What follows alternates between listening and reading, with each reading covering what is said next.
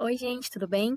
Na aula de hoje, nós vamos falar um pouco sobre a Amazônia, alguns conflitos, problemas ambientais e o desenvolvimento sustentável como alternativa para a preservação da Amazônia. Vamos lá!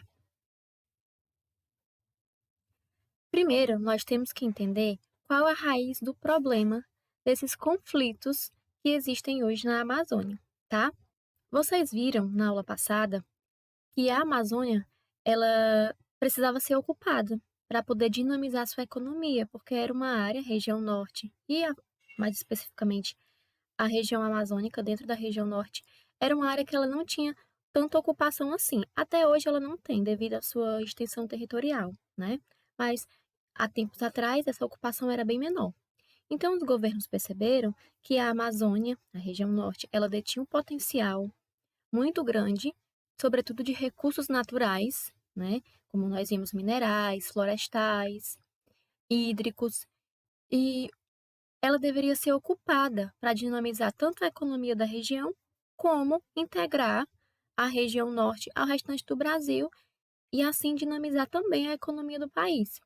Então os governos, nós vimos, eles começaram políticas para incentivar eh, a pessoas se instalarem, investirem e viverem na Amazônia. E aí, grande parte dessas políticas eram haver uma abertura da Amazônia ao grande capital, que são as grandes empresas. Então, começou a haver aí um incentivo econômico, político, financeiro para a instalação de grandes empresas na região norte, certo? Empresas de agropecuária, de mineração, indústrias. Então, essa região norte, ela começou a ser uma área de incentivo à instalação de grandes empresas, certo? Quando eu falo grande capital, são grandes empresas de diversos setores. Não é o capital menor, que é o microempresário, que é o pequeno agricultor, são as grandes empresas, certo? Então, a Amazônia ela passou a ser um local de incentivo a essas grandes empresas, o grande capital, a se instalar na região para o desenvolvimento da região norte. E aí que vem a grande questão. Nessa área, vivem aí as comunidades tradicionais, né, dos povos que vivem da Amazônia para subsistência, como os povos da floresta, como os indígenas, como os pequenos agricultores, e há o grande capital, que são as grandes empresas. Então, há o conflito de interesses do grande capital, que é a exploração da Amazônia para obter lucro, a ocupação dessas terras, a exploração dos recursos naturais para obter lucro, e o interesse das comunidades tradicionais, dos pequenos produtores, dos indígenas, que é a preservação da região norte, sobretudo da floresta amazônica, e utilizar essa área para subsistência ou para a geração de um lucro menor. Dessa forma, há essa disputa entre os interesses do grande capital e os interesses das comunidades tradicionais, sobretudo pela questão territorial, certo? Então vamos lá. Entendendo qual é a raiz do problema, nós vamos compreender quem são os sujeitos, as pessoas que estão envolvidas nestes conflitos na região norte, né? Sobretudo na floresta.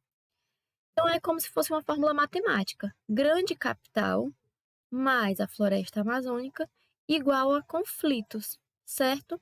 Foi a partir da entrada do grande capital, das grandes empresas, que se iniciou grande parte dos conflitos por terra, dos conflitos por recursos naturais na floresta amazônica.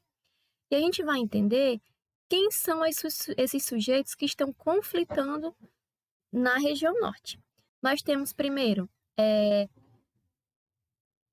as comunidades tradicionais, né, que são os pequenos garimpeiros, os pequenos agricultores, os grupos indígenas, os povos da floresta e os trabalhadores sem terra. São esses povos que sobrevivem da Amazônia, sobretudo para a sua existência, que retiram da natureza, dos recursos naturais da floresta, apenas o essencial para a sua sobrevivência. E nós temos, no outro grupo, as grandes empresas de mineração, as empresas rurais, O agronegócio, que é ali um ramo da agropecuária voltada para agricultura de exportação, para venda. Eles produzem em grande escala os gêneros da agropecuária, sejam agrícolas ou da pecuária, e em grande escala para vender para outros países, para exportar, principalmente. Os madeireiros ilegais, que retiram os recursos florestais da Amazônia sem autorização governamental. E os grileiros, que são pessoas que forjam documentação, né? Vem grileiros de grilo, porque eles fazem uma documentação fraudulenta, falsa, colocam um grilo morto numa caixa com o documento e o grilo vai soltando uma coloração amarelada para deixar o papel amarelado, para entender-se que aquele documento é antigo, guardado há muito tempo, tá? Que aquela terra é dele. Então, também tem as pessoas que falsificam documentação para afirmar que a terra é de sua posse. E aí é o conflito de interesses entre esses grupos, tá certo? Que tem aí visões diferentes da floresta, visões diferentes dos recursos naturais, e a ocupação territorial de cada grupo desse na floresta, sobretudo, gera conflitos. Além dos conflitos entre esses grupos, há também os problemas ambientais, que é a devastação da Amazônia. A Amazônia ela vai ser devastada, né? A sua cobertura vegetal ela vai ser destruída de diferentes formas. Ela pode ser destruída pelas queimadas ou incêndios florestais. Essas queimadas, vocês podem perceber que em outros países do mundo existem queimadas que elas acontecem não de uma maneira intencional, mas por conta da umidade do ar, que é muito baixa, como é seco, facilita os incêndios. Mas a Amazônia, ela é uma área úmida. Raramente vai haver incêndios não intencionais. Então, a maioria dos incêndios, eles são intencionais e eles são fruto, principalmente, da ação humana para ampliar aquelas áreas para plantação e para a criação de animais. Então, eles limpam aquela área, limpam, entre aspas, retiram a vegetação nativa, queimando, para deixar limpa aquela área para criar animais ou para plantação, tá certo?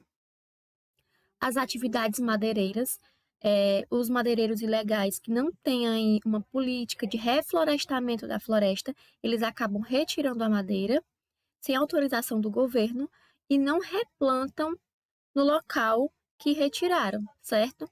Em países como o Canadá, que é uma grande prática de extração de recursos florestais, eles fazem a prática do reflorestamento, mas na Amazônia não, esses madeireiros ilegais retiram e a vegetação fica lá sem nenhum tipo de vegetação nativa. A atividade agropecuária, criação de gado, ok? E as grandes obras que também devastam a Amazônia, como estradas, grandes empresas de mineração, beleza? E a gente sabe que o desmatamento na Amazônia, que a floresta, ela é muito importante. Ela é muito importante porque ela é abrigo das comunidades indígenas, ela é muito importante porque ela é parte ali essencial do ecossistema animal, né? Da cadeia alimentar. Ela vai impactar também na fertilidade do solo, vai trazer prejuízos tanto ambientais como econômicos. Nós podemos perceber aqui que grande parte do desmatamento da Amazônia se dá pelas fazendas de gado, 60%, logo em seguida pela agricultura. Então, a agricultura e a pecuária são os grandes motores desse desmatamento da Amazônia. Além desses problemas que nós vimos causados pela devastação da Amazônia, eu queria que vocês vissem esse em especial, que são sobre os rios voadores. A Amazônia, ela é um importante local de recursos hídricos. Nós temos o rio Amazonas, a bacia do rio Amazonas, que hoje é o maior rio do mundo. Durante muito tempo achava-se que era o rio Nilo, mas estudos mais recentes mostram que é o rio Amazonas. Então, ele é um rio que está aqui na superfície terrestre e ele consegue diariamente transportar 17 trilhões de litros de água por dia, tá? Porém, a umidade da floresta é tão grande que ela evapora uma maior quantidade de água diária do que no Rio Amazonas. Essa umidade que é evaporada da floresta são 20 milhões de litros de água por dia. São os chamados rios voadores. Os rios voadores nada mais são do que essa umidade da floresta amazônica que evapora e fica na atmosfera. Por que é que a floresta amazônica é tão importante e os rios voadores são tão importantes? Vamos ver agora. A floresta vai evaporar essa umidade vai ficar na atmosfera, vai se locomover, vai chegar aqui na Cordilheira dos Andes, que é a maior cadeia de montanha da América do Sul, fica aí no Chile, principalmente, tá? Vai bater na Cordilheira dos Andes, vai ser ricocheteada, vai voltar para o Brasil e vai caminhar para o sudeste, centro-oeste e sul do país. Então, a umidade da floresta amazônica é o que causa aí as chuvas, tá? E a umidade, sobretudo no centro-oeste e no sudeste do país. Professora, eu não acredito nisso. Isso é só uma teoria que não é comprovada. Posso comprovar para vocês através dessa imagem aqui, ó. Perceba que, se eu for olhar essa latitude no planeta, essa faixa de latitude, eu observo que eu tenho 3 desertos. Eu tenho aqui na América do Sul o deserto do Atacama. No Brasil, nós não temos deserto, nós temos área úmida. Na África, nós temos o deserto da Namíbia. E na Oceania, nós temos o deserto da Austrália. Então, perceba, nessa faixa de latitude, o único lugar que não é desértico é no Brasil. É o chamado quadrilátero afortunado. É uma área que tem muita sorte. Por quê? Porque ela é irrigada pelos rios aéreos, vindo, ó, ricocheteado, e chega aqui da floresta amazônica. Então, percebam como a floresta amazônica é importante. E eu não sei se é coincidência ou não, se vai ser comprovado no futuro. Nós sabemos que a floresta amazônica tem uns 3 anos, amplamente devastada e, consequentemente, estamos tendo uma escassez de água no sudeste, no centro-oeste e no sul do país, sobretudo no sudeste. Coincidência ou não, vem aí no mesmo período que a devastação da Amazônia vem alcançando índices alarmantes, né? Nós temos a área mais devastada da Amazônia, uma área em arco, que é a área onde tem o avanço da fronteira agrícola, tá? Onde tem as maiores produções agrícolas da região norte. Logo, é a área mais desmatada. Essa área compreende os estados do Acre, Rondônia, Mato Grosso e Pará. Se chama o Arco do Desmatamento, porque é uma região em arco e é a região mais desmatada da Amazônia, certo? O outro grande problema da Amazônia é a biopirataria, tá? É a pirataria, vamos dizer assim, dos recursos dos seres vivos da Amazônia, sejam plantas ou sejam animais, e também se encaixa na biopirataria todo o conhecimento dos indígenas sobre a natureza. A Amazônia, ela é um local de grande biodiversidade. Nós temos aí mais de 21 mil espécies vegetais, 2.500 árvores, espécies de árvores diferentes, 1.400 espécies de peixes diferentes, 1.300 espécies de pássaros, milhares de insetos e micro-organismos. E essa riqueza viva, né, de tanto animais e vegetais, ela é muito importante.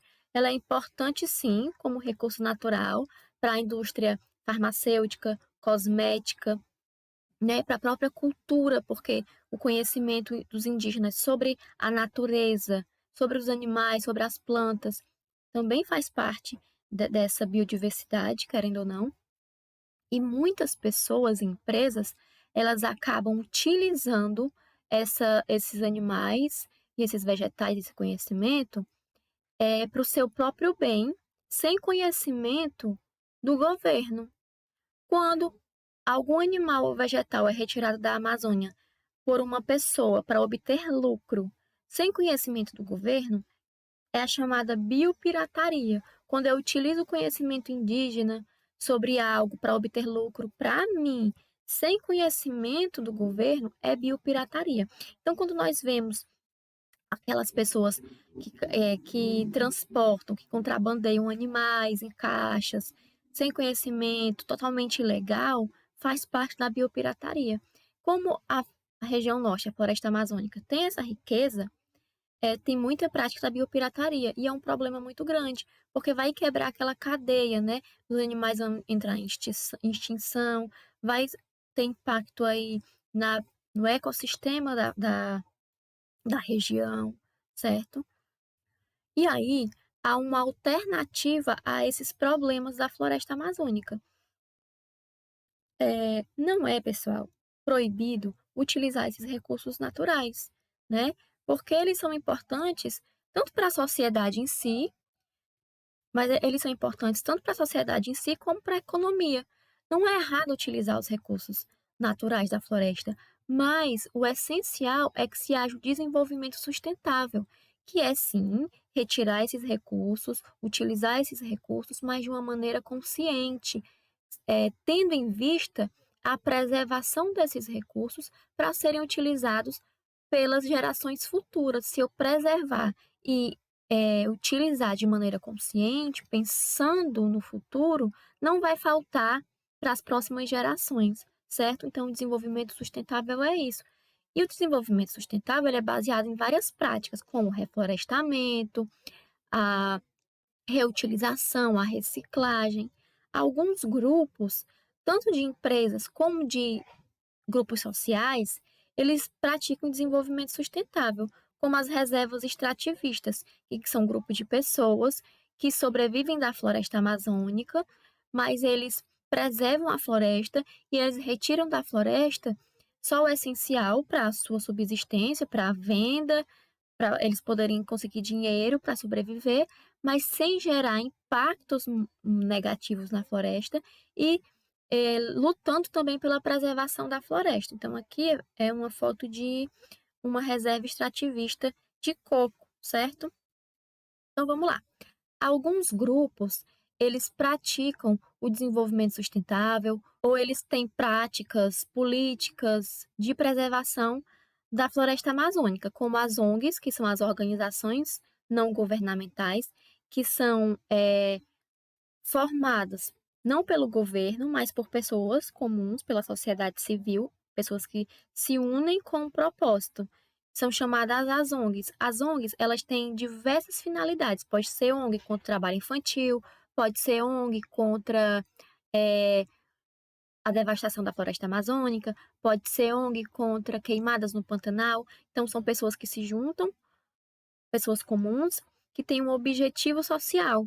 Então, são as ONGs. E eles não ganham nada com isso, é sem fins lucrativos. É só pela prática do fazer o bem. Então, existem muitas ONGs pela causa ambiental que também lutam pela preservação da floresta, que entendem essa importância e que lutam por essa preservação. Como, por exemplo, a SOS Amazônia, o Greenpeace, que é uma ONG internacional que também luta contra a preservação, a Coalizão Brasil e o WWF Brasil, que é também uma ONG internacional que tem a WWF, mas dentro do Brasil, que também luta aí para a preservação da Amazônia, certo? E nós temos as reservas extrativistas, como eu disse para vocês. As reservas são áreas, não só na floresta amazônica, mas em outras áreas do Brasil, que pessoas vivem naquelas áreas, sobretudo as comunidades tradicionais, e elas preservam aquelas áreas não podem ser devastadas e elas sobrevivem daquela área, retirando apenas o essencial. É como se fossem guardiões daquela área que vivem ali sobrevivendo daquela área e protegendo aquela área, certo? Um grande expoente na luta pelo surgimento das reservas extrativistas foi o Chico Mendes. Chico Mendes ele foi um líder aí dos seringueiros, que a seringueira é uma árvore da Amazônia, que eles exploram lá na região, que ele lutava, ele percebia que deveria haver essas reservas, tanto para atender, a população que vivia na Amazônia e para preservar as áreas, porque você consegue ter aí 2 objetivos com as reservas: a preservação, porque as pessoas vão cuidar daquela área, porque elas sobrevivem de lá, e a sobrevivência dessas comunidades, né. Infelizmente, houve muito conflito de interesses do grande capital e das pessoas que lutavam pelas reservas extrativistas, e o Chico Mendes ele foi assassinado. Mas as reservas elas foram implementadas no Brasil. Então nós temos aqui, ó, alguns exemplos, né, de pessoas trabalhando nas reservas. Você vê que não há, ó, grandes impactos no meio ambiente, e algumas reservas no Brasil inteiro. As vermelhinhas estão criadas, reservas criadas, e as azuis, reservas que estão em fase de criação. Então você percebe, ó, grande parte aqui na região norte já tem reservas e sobretudo no litoral do Brasil, ó, reservas extrativistas, tá certo? Ok? Então é isso, pessoal. Espero que vocês tenham gostado da aula de hoje e até a próxima aula.